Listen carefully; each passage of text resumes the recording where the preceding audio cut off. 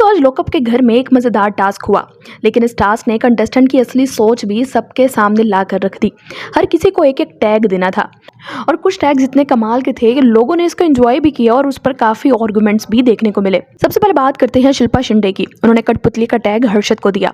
उनका कहना था कि हर्षद हर वक्त शिवांगी के आसपास ही नजर आते हैं और अपनी इंडिविजुअल गेम पर बिल्कुल भी फोकस नहीं कर रहे। मुझे पर्सनली भी लगता है कि इस टैग के पीछे उनकी लॉजिक काफी हद तक सही है। हर्षद कई बार अपनी गेम से ज्यादा शिवांगी की गेम में इन्वेस्टेड नजर आते हैं। और उसके बाद जब हर्षद की बारी आई तो उन्होंने सूफी को पलटू का टैग दिया।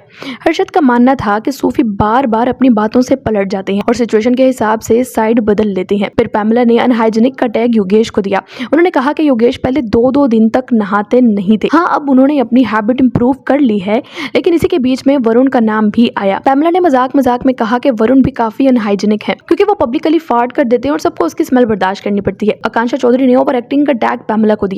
उनका कहना था कि पैमला हर वक्त कैमरा ढूंढती रहती हैं और हर सिचुएशन को ओवर ड्रामेटिक बना देती हैं। वहीं शिवांगी ने शिल्पा शिंदे को चुगलखोर का टैग दिया। शिवांगी का मानना था कि शिल्पा उनकी पर्सनल लाइफ के बारे में पीछे बैठकर बैक बाइटिंग करती रहती हैं और लोगों के सामने उनकी इमेज खराब करने की कोशिश करती हैं।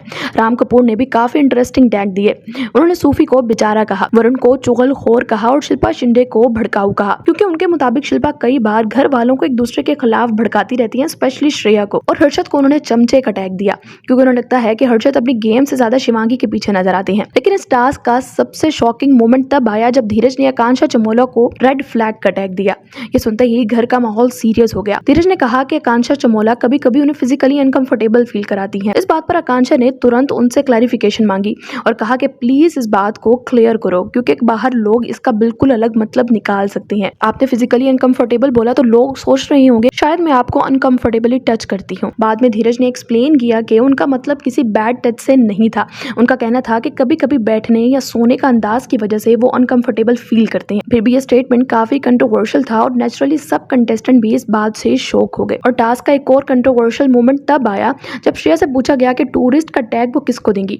श्रेया ने बिना किसी डर के शिवांगी, हर्षद और धीरज का नाम ले लिया। उनका कहना था ये तीनों शो में सिर्फ छुट्टियां मनाने आए हैं और गेम में कोई खास कंट्रीब्यूशन नहीं दे रहे। इसका जवाब भी तुरंत आया। उन तीनों ने कहा कि अगर हम तुम्हारी तरह हर वक्त लड़ाई झगड़ा नहीं कर रही, इसका मतलब ये हरगिज नहीं कि हम गेम नहीं खेल रहे। हम कुछ ना कुछ कर रही हैं, इसी वजह से अभी शो में हैं। इस टास्क ने कंटेस्टेंट की असली ओपिनियंस और उनके रिश्ते भी काफी हद तक एक्सपोज कर दिए। अब देखना ये होगा इन टैग्स के बाद घर के इक्वेशंस और कितने बदलते हैं। दोस्तों इस बारे में आपकी क्या राय है? अगर ये वीडियो अच्छी लगी हो तो हमारे चैनल को सब्सक्राइब कर दें।